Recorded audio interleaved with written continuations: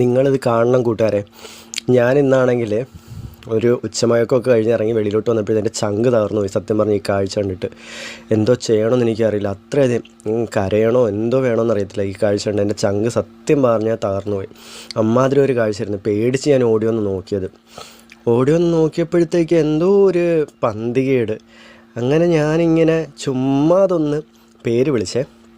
അപ്പോൾ ഉള്ള കാഴ്ച ഇപ്പം കാണാം. നോക്കി